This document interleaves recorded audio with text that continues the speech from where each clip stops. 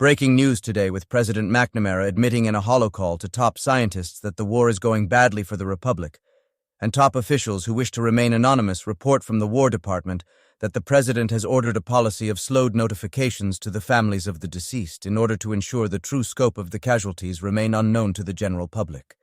One source willing to comment, former State Secretary Seward, remarked that, "If you have never met a man who has the ego of an emperor, the temper of a toddler, the ambition of a tyrant, and the ability of the village idiot in a village of idiots, then go and meet our president." Now let's turn to Victor Roth on the state of the economy. Rorona Jean tapped his computer and played the little whistle noise. It was a long one, a recording of a human's disbelief expressed as a sound made through puckered lips.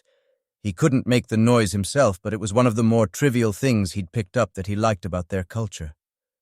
So much said in one wordless noise, he mused, and tapped the contact icon for the boost team. The Bureau of Unusual Statistics, typically pronounced bosses, was a unique feature in Intakana government and always had been. Only the humans had a rough equivalent, commonly referred to as freakonomics experts. They served to look for correlations between seemingly random things to discover whether or not there could be a relation. In the past, they'd found relationships between diet and a particular disease present in the elderly, and revolutionized diet and medicine. They found correlations between crime rates and slave auction employment, revealing that when the bondage economy went down, those who worked in it and lost their jobs were more likely to prey on their fellow citizens than other industries. And now he turned to them for an answer to unspoken suspicions. "Kasara, what do you have for me?" he asked. "You were right, Governor," she said while still looking down at her tablet. "We analyzed population statistics across multiple non-human worlds, studying the process of insurance records and cross-referencing ages, species, and Rorona blinked a few times, and Kasara briefly stiffened. Excuse me, Governor. Our conclusions are twofold. The drafts are targeting non-humans, specifically ones outside cities or on minor, insignificant worlds. Moreover, they are dying at an alarming rate. The actual reported numbers simply do not explain how there could be a 60% rise in payments among the young of so many species." "Could it be explained by way of plague?" Rorona asked. "Or perhaps hunger due to the conflict? Or by the co-targeting of civilian positions?" Rorona pressed the questions home, and Kasara immediately shot the notion down. "No, sir. These are worlds that either are not under co-occupation or were not when these claims were made. No plague like that has been reported, let alone across species, and hunger should not be wreaking such havoc on so many worlds just yet.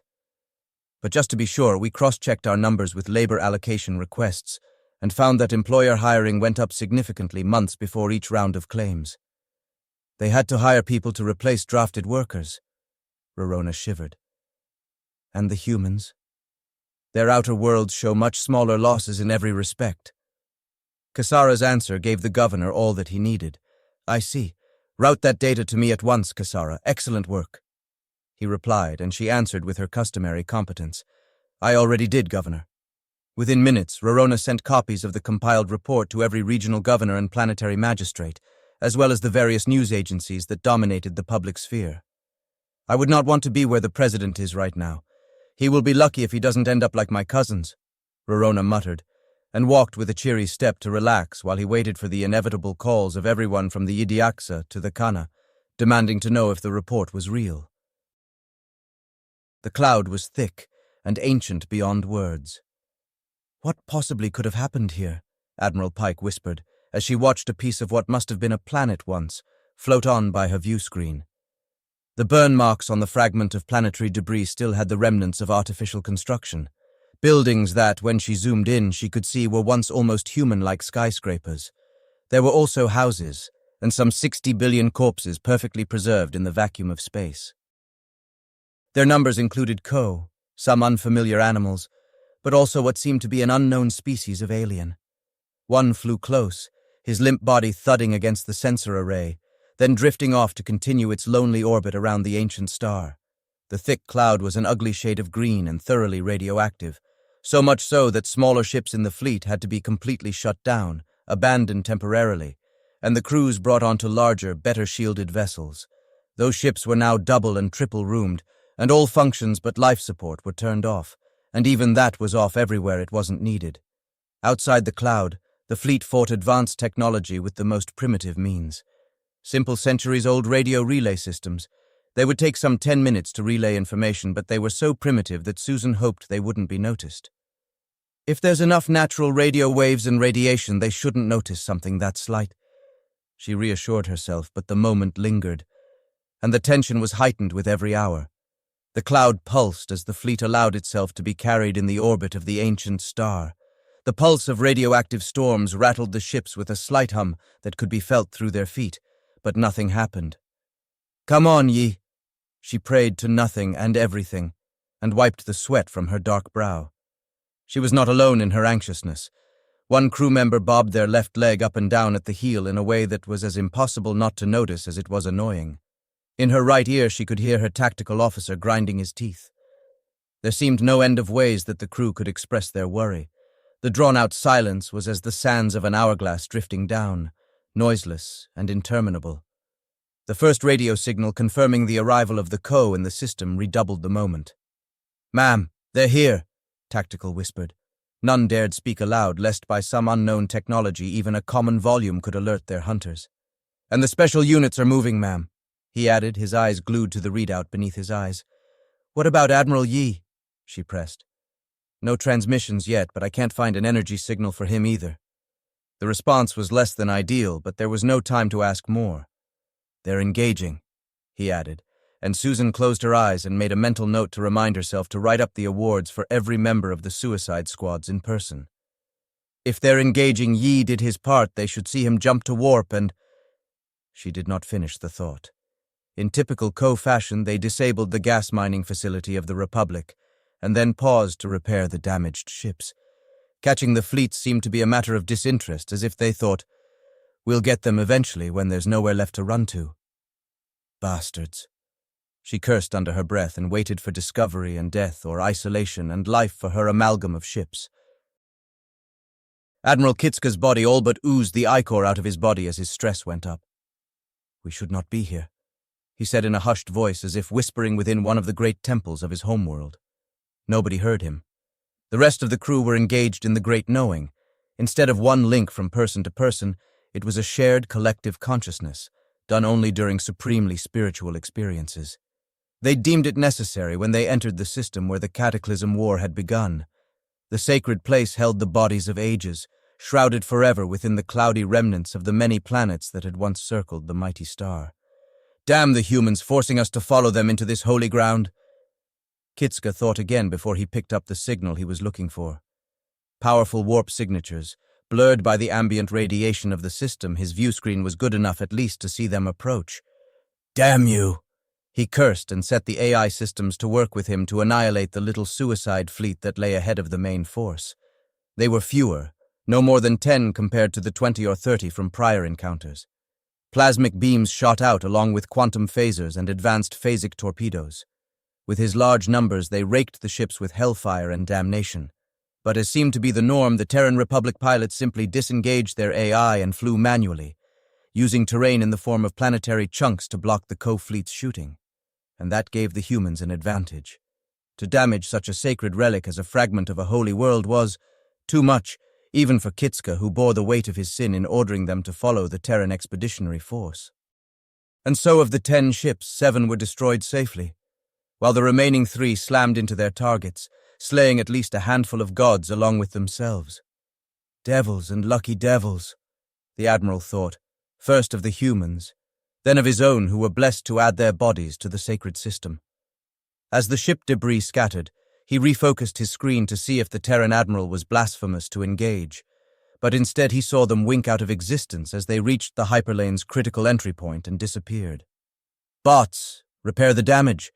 Then we will go from this place and chase our prey until they fall."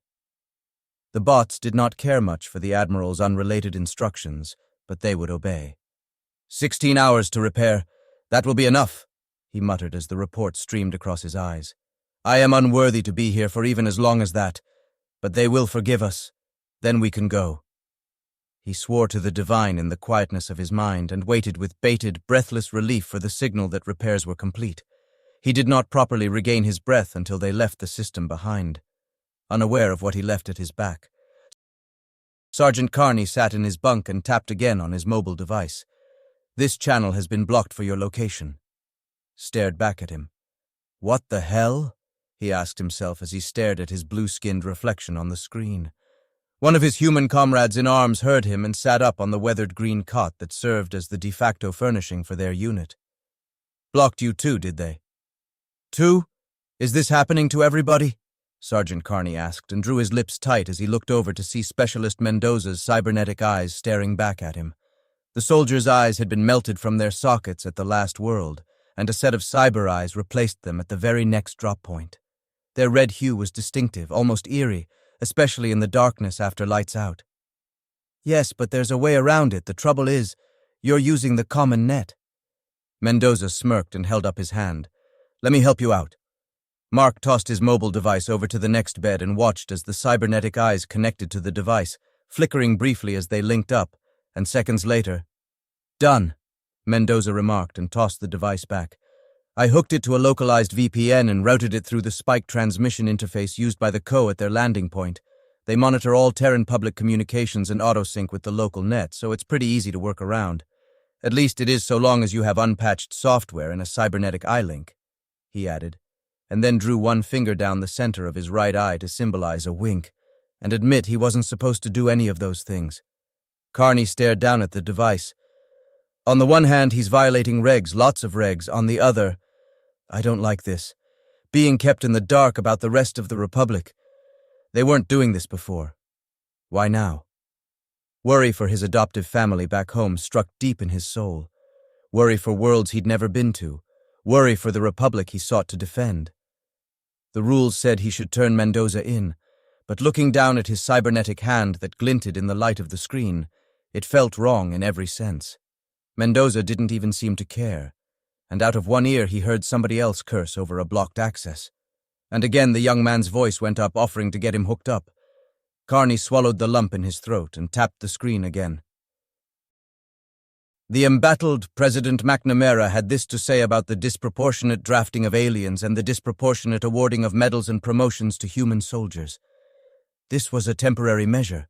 It was a way to both evacuate threatened worlds and to give them a chance to protect their own homes. Our next step will be to spare more of our people danger by way of a new technology. I will call upon the Senate to begin the full-scale use of cloned soldiers, thus sparing the lives of citizens republic-wide." Sergeant Carney replayed the recording twice before he went back to look at other news he missed. "No, this can't be," he said as he began scrolling through reports and news outlets, then onto message boards and public town square sites, where all citizens could relay their beliefs and concerns to one another. And the more he read, the more he spent time counting the new recruits who came into his unit to replace the dead. The humans were now few, mostly just those who had somehow survived battle after battle. It had been 6 planets since another human had been seen as either a recruit or a draftee. The xenomorph handlers were all human, the officers were almost all human. But the common boot, it's so obvious now. He was supposed to fall asleep, to get some rest before they went out to the forward group's prepared battle positions, but he could not. And from the sound of the curses at other bunks, he was not alone. Admiral Pike slipped out of the cloud at sunlight speed. Her fleet was growing, and with the purchase of a number of Bavragan mercenary ships, she was now better off than before. Moreover, the nearest gas and energy harvesting systems had been converted into minor construction facilities, and with the support of Inta Kana and Kana volunteers that made the perilous journey to their rendezvous point, her forces were rapidly closing in on their former strength. The last of the repairs were finally made, and her crews, both old and new alike, were rapidly improving as they engaged in combat drills using the simulation systems that came with the newest model ship designs. As she neared the warp point, she glanced again at the sensor array. "Please don't be behind us." She asked the universe for a favor, and was blessed with the sight of nothing at her back before her fleet jumped into the hyperlane. She cast a thought toward Admiral Yi, still being pursued by the bulk of the Co-Armada going ever deeper into Republic space, losing solar arrays, gas harvesting stations, and mining facilities. "But no battles," she muttered under her breath. He would run out of places to go eventually, but for now it kept the destruction to a minimum. The stars raced past her, and for the moment at least, she felt a faint sense of shameful relief that there was distance between herself and the might of the co-armada. No battles could be waged in the hyperlanes of the galaxy, and it took days to pass from system to system, and so for that brief span of time it served as the weekend for her and the rest of the crew.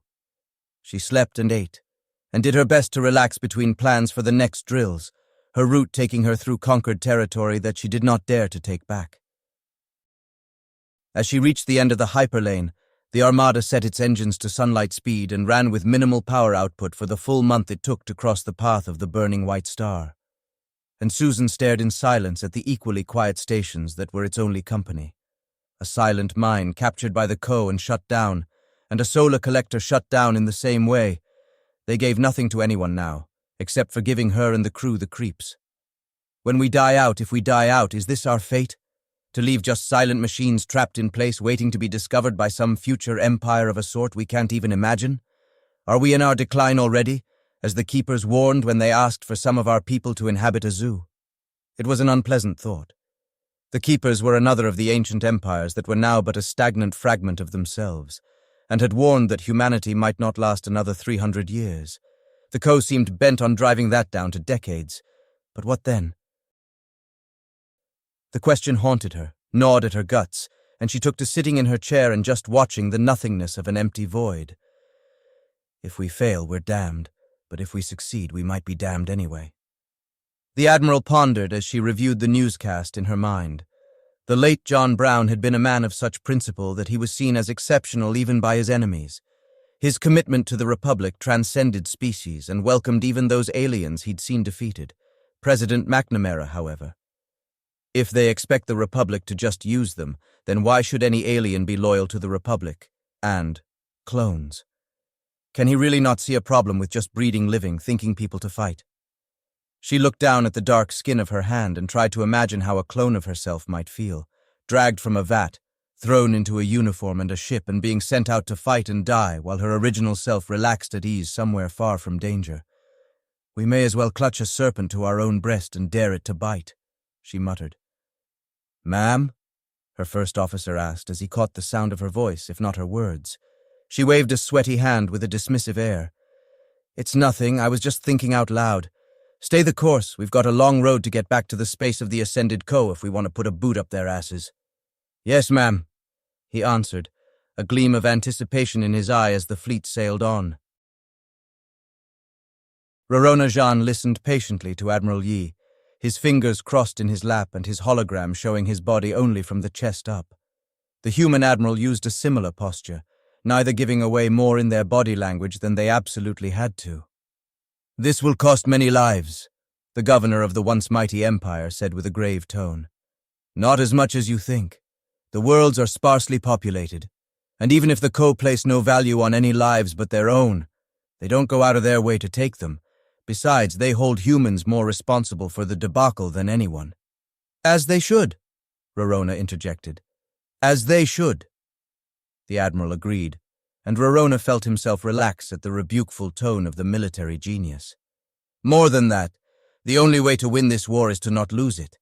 And you know what happens if we fail, the Admiral pointed out. Rorona's hands tensed. The Intakana were not a much-loved species, not even by former coalition members. If humanity falls, the Bavragan might expand or start raiding our territory. They might just enjoy enslaving us when we're broken, selling us to the Kana, who are still more than a little vengeful. Even if that doesn't happen, general warfare is sure to break out over the scraps of the Republic. The number of ways in which it could all go wrong were far more numerous, and his sense of caution, that which had preserved his people even in the face of possible annihilation, drove him to answer. I don't want the Republic to lose either, but if I'm to fulfill what you ask, I need some guarantees from you, Admiral. Rorona replied and leaned forward as he spoke. You should talk to the President. I'm an admiral, not a politician. Admiral Yi replied with the faint trace of a frown appearing on his face. The President can't give me what I want, and even if he could, would you trust him if you were in my position? The governor asked, and Admiral Yi's stone-faced silence answered plenty. What do you want? The Admiral asked, drawing out his words as if to emphasize the gravity of the moment where history as it would be made hung in the balance. Your support after all this is over, The president will blame me somehow, and if he doesn't, his party will. I don't want to see my people suffer further under foolish leadership. We had quite enough of that when my cousin was in charge. Admiral Yi's endorsement of my actions should make me politically unassailable, assuming you win, Rorona pointed out, and to that Yi answered, "And if I do not? Then we are all dead men anyway, and my request means nothing," Rorona pointed out. The sword of Damocles seemed to dangle between them both as the two leaders faced each other across the void of space, quiet stares, searching alien faces and alien eyes for some hint of deception or defect of will that could bring the other down. "As a show of good faith, I will reroute the fleet to buy you time to evacuate as many people from those worlds as possible. We will come from Stellar North. Direct your reinforcements to meet us at Harmegiddo, and then we will conquer or die." Yi promised and rose to his feet. "I will be on that world myself. Our fates are joined, Admiral, so in the human fashion I wish us both luck," Rorona said and rose to his feet in turn.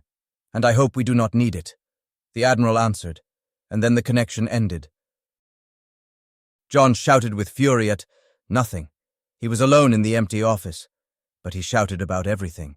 His polling numbers scrolled across the screen. "A 12% approval rating? Investigations! I am the Empire! They don't have the right!" He slammed his fist on the surface of his desk, cursed, and yanked his hand up to rub it in the palm of its opposite. The pain brought him back to his senses. Rage and fury, however, did not abate. He wanted to ask how it had gotten out, how his quiet orders, spoken in person only to select officials, had been uncovered. The answer was obvious in the broad strokes, at least. One of the alien governors, it had to be. But how? And which one? None of them had been willing to speak, and worse, now the human ones were hostile too. He glanced at the latest Senate races. There were a lot of aliens on the ballots, more than there had been in years. The president glanced at one of the few opinion pieces written in favor of him. "They're just voting for aliens to show they're not xenophobic, and that makes for bad policy. Even in supporting me, they make me sound bad." He grumbled and glared at the monitors as if daring the array of regional governors to appear and challenge him. "At least the worst is over. All we have to do is hold on. If I can just keep the anti-war demonstrations down, which I can do, as long as the Co are seen as worse." That utterance left a chill down his spine that settled in the same place in his gut where all his spite at the betrayals around him. But beyond his wrath, he could think of nothing else to do, except to sit and stew. Sergeant Carney dove for cover and took down his comrade with him.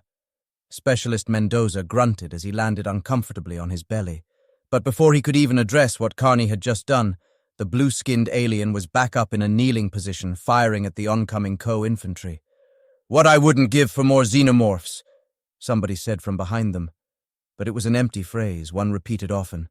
Carney recalled the budgetary expenditures, so much was going into new ships.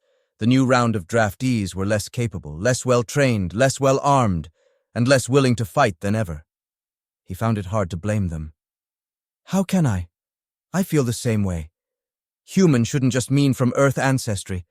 I'm a citizen too. We all are. We deserve better than to be thrown into a damn meat grinder." He cursed his own frustrated thoughts as beams of death spat out of his rifle, marking his target for his support squad to fire on too. The Co-shielding was good but not unstoppable. A concentrated fire would force them to stop or die, or better yet, both. A Co-soldier stumbled and fell, not by fire but by way of another primitive trap their systems were too advanced to detect. The screams were alien but also familiar. Leg caught in a bear trap, that'll leave a mark. Or it would, the sergeant thought, and put a beam through the exposed top of the Co-helmet where he was most vulnerable. The screaming stopped, but the Co who lived continued to come on. A series of bursts went up that for that moment, at least bought time, and a flash of inspiration struck the alien NCO. "Mendoza, do those eyes record too or just see?" "Used to be just see, but I made some mods. Why?" the human asked as he struggled to rise. "Start filming. Let's see how the people back home like seeing what we're doing for their sakes," the NCO bellowed, and Mendoza did not need to be told twice. And as he filmed the young alien and the firefight around them, Carney declared with frustration, "I'm a citizen too, damn it. I was born in the Republic. How can they just use us like this, just because I'm not a Homo sapien? Don't they realize humanity is more than skin deep?" Neither realized how viral that moment of anguished frustration and pain expressed in one simple sentence would electrify the Republic media. The Co fleet emerged from the hyperlane and emerged for the first time in millennia, into intercana space. Their engines pulsed like beating hearts as the Citadel and its myriad of weapon platforms. The missile loadouts, beam defenses, and all the most advanced technology the Terran Republic could provide for the defense of the planet at its back. And it all seemed as nothing in the eyes of the ascended Co. Fools. As if they can do more than buy themselves a little time to die some other day. There would be a few casualties, a few weeks' delay, but the end would be the same. Exterminate the blasphemers. The order went out in digital form, and in common knowing the Co opened fire, and so too did the Intercana forces. Missiles and rockets flared in the night sea, the beams of light raced ahead of those, and the battle was joined. The Intercana fielded few ships of war to the support of the minor world, and they were a mere token force, a handful of cruisers and a fewer number of frigates. The Co, true to their doctrine, prioritized vessels only to find, why aren't we hitting? Why are they this fast? There wasn't a captain in their ranks who failed to notice the way the small ships bobbed and weaved and shot down Co projectiles, even as the contemptible mass fire of the Republic Citadel and its supporting platforms began to impact their targets. Concentrated fire began to hit Co ships, and bursts of death by fire appeared to dot the Co formation. Little by little, the smaller ships of the Republic fleet were destroyed, and the fire began to redirect toward the support platforms and the Citadel. Last time we fought such a platform, it took 15 minutes to destroy. This time, it took 20. They learn, but have yet to learn their place. The Admiral of the Co pondered as he watched the Citadel erupt in silent flames across the black field of battle.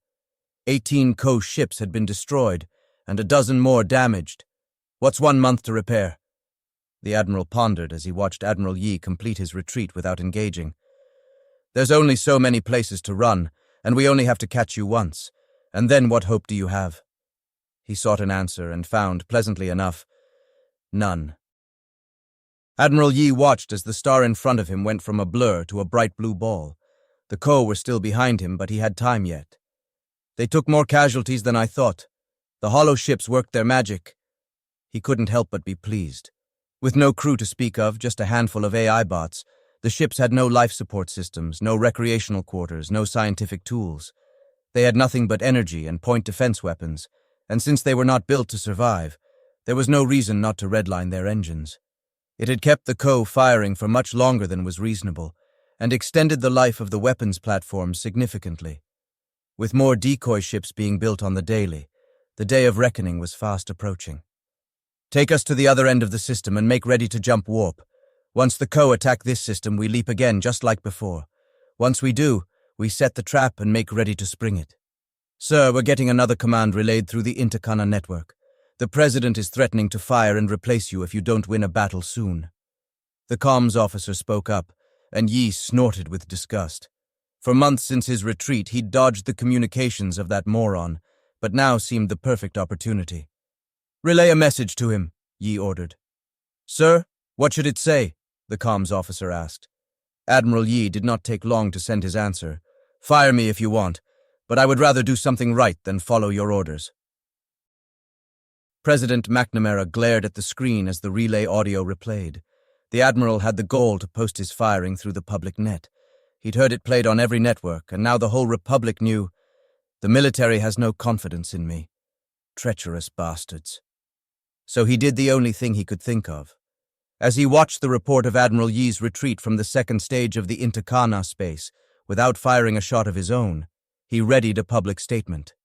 Admiral Yi has displayed cowardice before the enemy, a reluctance to fight, expressed defeatist statements before we ever began, and has been a discouraging element in the military from the beginning. What's more, such reluctance causes me to question his loyalty to our cause, and as such I am ordering his removal officially as of today, and am dispatching a replacement who will seize control of the fleet and seize victory from the Co at last. With his removal, we can at last route the Armada to the danger zones and root out the occupiers. He tried not to notice the doubtful looks he was receiving as he read off his statement over the widest-reaching Republic network, but it was clear before he was halfway done that his audience was doubtful. Traitors at every end. He cursed in his own mind and kept his face impassive despite his desire to explode on them all. By the time the questions began to come on, the president was just done. No, I will not answer questions about the fake videos made by malcontents and disloyal elements within the Republic military. You can't seriously believe that anybody would be filming in the middle of a war. It's obviously just made up to make me look bad. He snapped as his temper slipped, and he stomped away as the monitors shut off, ending his conference on a sour, furious note. Susan Pike sat at her desk reviewing the latest training results. The faux casualties were obscene, but victory continued to present itself. The casualties were trending down as the drills went on, but no matter what, she knew there was a rock bottom after which they could not cut losses further. The problem, of course, was finding it. She glanced at the ship reports. 3 more battleships were added from a nearby system, their crews made up of another former coalition species that had been only little less oppressed than the Kana years before. Lured by the promise of restoring their pride as a people conquered by one species and liberated by another, their need to prove themselves brought them to take their place at the tip of the Republic's spear as they drew ever closer to the pre-war border and toward their best single hope of victory, of a sort, however circuitous it might have been.